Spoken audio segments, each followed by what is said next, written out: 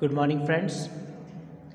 Here we will discuss a new chapter, chapter 12, algebraic expression of standard 7. Okay, student.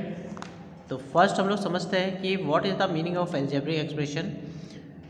Okay, तो first जो इसमें algebraic expression आपको पता होगा, मैथ्स जो है वो 3 पार्ट्स में डिवाइड है, जिसमें पहली मैथ्स हम लोग पढ़ते हैं वो अर्थमेटिक होती है, सेकेंड मैथ्स ज्योमेट्री हमने पढ़ी है, और थर्ड मैथ्स है अलजेब्रा.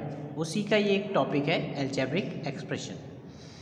अलजेब्रा में हम लोग क्या पढ़ते हैं, कांस्टेंट और वेरिएबल्स. यहाँ पे आपको क्या दिए जाते हैं, वेरिएबल्स दिए जाते हैं जिसकी वैल्यू हमें क्या करनी होती है, फाइंड करनी होती है. वन टाइम से एक पजल्स बना दी जाती है, उस पजल्स को हमें सॉल्व करना होता है. तो सबसे पहले हम समझते हैं कि ये जो अलजेब्रा है जो कि वेरिएबल और कांस्टेंट से मिलके बनती है, ठीक है, इसके जो क्वेश्चंस हैं वो क्या है, वेरिएबल और कांस्टेंट से मिलके बनते हैं. तो ये वेरिएबल्स क्या होते हैं और कांस्टेंट क्या होते हैं. तो फर्स्ट हम समझते हैं वेरिएबल का मीनिंग.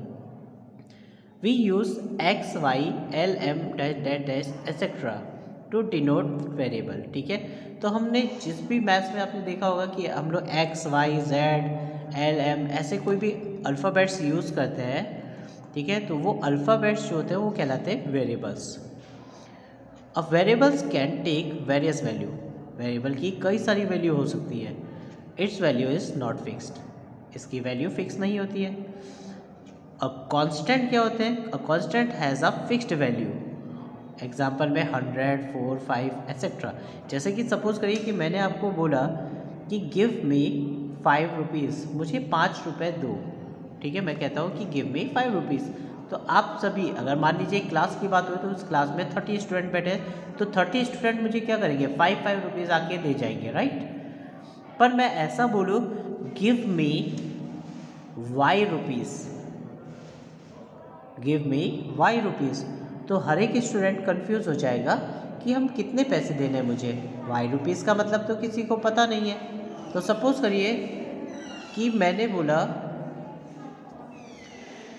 ओके, तो अब वाई रुपीज़ का मीनिंग तो किसी भी बच्चे को पता नहीं है. तो सपोज़ करो कि एक स्टूडेंट आया, मुझे बोला कि सर वाई रुपीज़ का मतलब कितने देने हैं मुझे. मैंने कहा 10 रुपीज़ दो. ओके, अब सेकंड स्टूडेंट भी आया, वो भी पूछता है कि सर कितना देना है. मैंने सोचा चलो इससे ज़्यादा ले लेता हूँ, तो मैंने इसको बोला 20 रुपीज़ दो. फिर नेक्स्ट आया तो मैंने अलग अलग बोला, ठीक है, कि गिव में 30 रुपीज़ 40 रुपीज़, ऐसे मैंने कितने भी ले लिए. ठीक है, तो यहाँ पे एक फिक्स्ड वैल्यू नहीं थी. ठीक है, जब मैंने बोला गिव मी वाई रुपीज़, तो वहाँ पे कोई फिक्स वैल्यू नहीं थी. तो फिक्स वैल्यू ना होने की वजह से मैंने अलग अलग वैल्यूज़ ली. तो यहाँ पे भी कंडीशन वही है कि वेरिएबल जो होता है वो फिक्स नहीं होता है, उसकी वैल्यू क्या होगी, चेंज होगी. जब आप क्वेश्चन सॉल्व करेंगे तो आप देखेंगे कि किसी क्वेश्चन में x की वैल्यू 5 आ रही है, तो उसी के दूसरे क्वेश्चन में आपको x की वैल्यू 2 भी मिलती हुई नजर आएगी. ओके, दैट मीन्स वेरिएबल्स क्या होते हैं, जो चेंज होते रहते हैं. इसीलिए हमने यहाँ पे वेरिएबल्स को एक्स वाई जेड को लेट किया है कि ये वेरिएबल्स होंगे. ओके, नाउ अब हमने समझ लिया कि वेरिएबल क्या होते हैं, कांस्टेंट क्या होते हैं. अब हम समझते हैं अलजेब्रिक एक्सप्रेशन कैसे बनता है. We combine variable and constant to make algebraic expression. Algebraic expression बनाने के लिए हमें क्या करना होता है, वेरिएबल और कांस्टेंट का यूज़ करना होता है. तो कांस्टेंट और वेरिएबल का यूज़ करके हम लोग क्या बनाते हैं, अलजेब्रिक एक्सप्रेशन बनाते हैं. जैसे कि हमने यहाँ पे लिखा है 2x, तो 2 तो कांस्टेंट था और ये क्या है, वेरिएबल है. तो ये दोनों मिलके क्या बन गए, 2x. तो ये एक अलजेब्रिक एक्सप्रेशन है. क्यों है, क्योंकि इसमें वेरिएबल और कांस्टेंट दोनों है, राइट. तो ये क्या बन गया, अलजेब्रिक एक्सप्रेशन. 2x हो सकता है, 2y² हो सकता है, 6xy हो सकता है, और कई सारे अलजेब्रिक एक्सप्रेशन हम लोग फॉर्म कर सकते हैं, राइट. ओके, अलजेब्रिक एक्सप्रेशन समझ गए हम लोग. अब समझते हैं हम लोग टर्म्स. अब जब भी हम कोई अलजेब्रिक एक्सप्रेशन लिखते हैं तो उसमें हम लोग जिन नंबर्स या वेरिएबल्स का यूज़ करते हैं, ठीक है, उन्हें हम लोग टर्म्स बोलते हैं. जैसे in algebra terms is either a single number. Term जो है वो एक सिंगल नंबर भी हो सकता है, कोई वेरिएबल भी हो सकता है, या फिर इन दोनों का कॉम्बिनेशन भी हो सकता है, यानी कि नंबर और वेरिएबल का मल्टीप्लाई. जैसे कि हमने यहाँ लिखा हुआ है 5x, तो 5 और x के बीच में क्या है, मल्टीप्लाई है. तो ये एक क्या है, सिंगल टर्म है. तो ये एक टर्म्स है. यहाँ पे भी देखिए ये भी एक टर्म है, कोई नंबर भी एक टर्म बन सकता है, ओके, और कोई वेरिएबल भी एक टर्म्स हो सकता है, राइट। तो जैसे हम यहाँ पे एक दो चीज़ें लिख देते हैं, जैसे हमने लिखा 5x² + 2, तो ये 5x² जो है वो एक टर्म है, ये 2 भी एक टर्म है, ये दोनों क्या है, एक टर्म्स है, ये एक टर्म हुआ, ये अदर टर्म हुआ, तो इसमें इस अलजेब्रिक एक्सप्रेशन में 2 टर्म्स हैं। अब देखिए यहाँ पे हम समझते हैं टर्म्स को हम लोग कैसे कैसे डिवाइड करेंगे। अच्छा, एक और चीज़ समझते हैं, जब ये टर्म्स फॉर्म हो जाता है, ठीक है, तो इस टर्म में जो अल्फ़ाबेट होता है वो वेरिएबल कहलाता है, और उस अल्फ़ाबेट के आगे जो भी नंबर दिया जाता है वो हमारा कोफिशिएंट कहलाता है, ठीक है। आपसे क्वेश्चन में क्या पूछेंगे पता है, कि आपसे ये पूछेंगे what is the coefficient of 5x, 5x का कोफिशिएंट बताना है, तो यहाँ पे x जो है हमारा वेरिएबल है और उसमें 5 जो होगा कोफिशिएंट होगा, ठीक है। डिफरेंट टाइप से क्वेश्चंस आपसे पूछे जा सकते हैं, जैसे इसमें पूछे हम ऐसे भी पूछ सकते हैं what is the coefficient of x in 5x, 5x में x का कोफिशिएंट क्या है, तो x का कोफिशिएंट 5 है, ओके। जो न्यूमेरिकल वैल्यू होती है यानी नंबर वाली वैल्यू होती है उसे हम लोग बोलते हैं कोफिशिएंट, ओके। तो टर्म्स की बात हम लोग कर रहे थे, तो टर्म्स में जो अगर सपोज करिए कोई हमने अलजेब्रिक एक्सप्रेशन लिखा, उसमें केवल एक ही टर्म हो, लाइक 2x ऐसा दिया हो, सिंगल टर्म हो, तो वो हमारा बन जाता है मोनोमियल, ओके, जिसमें सिर्फ सिंगल टर्म हो। अब टर्म्स कैसे इंक्रीज होते हैं, टर्म इंक्रीज हमेशा मैथमेटिकल ऑपरेशंस के थ्रू होते हैं। मैथमेटिकल ऑपरेशन में प्लस और माइनस, जब भी हम प्लस माइनस का यूज़ करते हैं तो हमेशा टर्म इंक्रीज होंगे, ठीक है। जैसे ये binomial, it has only 2 terms, binomial में कितने टर्म्स होते हैं, 2 टर्म्स होते हैं। जैसे हमने यहाँ पे लिखा 2x + 3, अब ये प्लस लगा ना, इसकी वजह से एक न्यू टर्म फॉर्म हुआ यहाँ पे, ये नया टर्म कहलाएगा।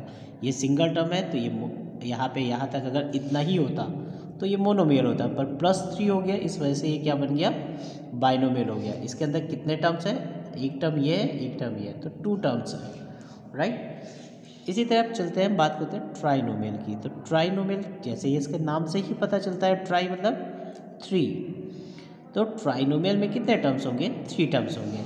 देखो यहाँ पे एक एग्जांपल दिया है मैंने, 2x + 3y + 5, 2x एक टर्म है, 3y सेकेंड टर्म है, और 5 अकेला लिखा है, ये भी एक टर्म है, क्योंकि हम लोगों ने ऊपर पढ़ा है कोई भी नंबर टर्म हो सकता है, कोई वेरिएबल टर्म हो सकता है, या फिर दोनों का कॉम्बिनेशन भी टर्म हो सकता है, ओके।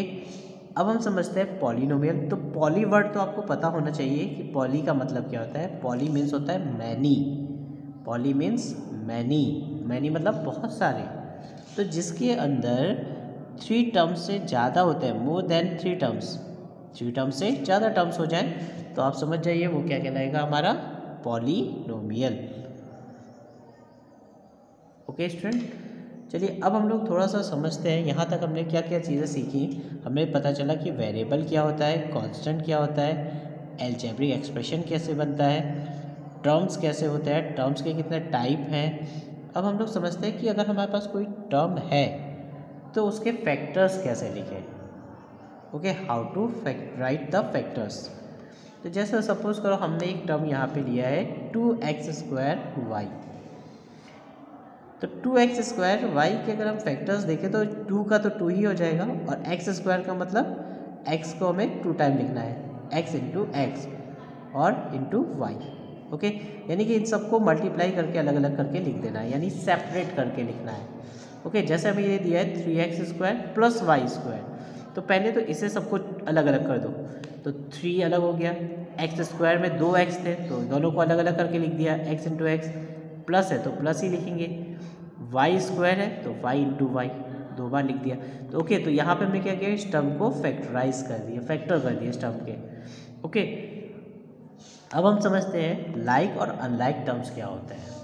अच्छा, लाइक टर्म्स और अनलाइक टर्म्स समझना ज़्यादा ज़रूरी है, क्योंकि जब हम लोग क्वेश्चन सॉल्व करेंगे तो उसमें लाइक अनलाइक की बात जरूर होगी, ठीक है। तो आप समझिए, जैसे क्वेश्चंस में अगर सेम वेरिएबल दिया हुआ है तो वो लाइक टर्म है, और अगर डिफरेंट वेरिएबल दिए हुए हैं तो अनलाइक टर्म है। जैसे कि मान लो कि हमने आपको बोला ये लिखा 2x², फिर हमने यहाँ लिखा 3x² y, फिर हमने लिखा 4x², एक एग्जाम्पल लेते हैं हम लोग 5xy², ऐसे हमने लिख दिया। तो इसमें देखो लाइक टर्म्स कौन कौन से हैं, तो जिनके वेरिएबल सेम हो, बिल्कुल सेम टू सेम, जैसे वेरिएबल ये x² है, ये भी x², तो ये तो लाइक टर्म है, ये लाइक टर्म नहीं है। क्यों? क्योंकि इसका वेरिएबल x²y है, इसमें वेरिएबल क्या है x²y है, इसमें वेरिएबल क्या है x² है, इसमें क्या है x², तो ये दोनों भाई भाई हो गए, तो इनको साथ में लिख लो।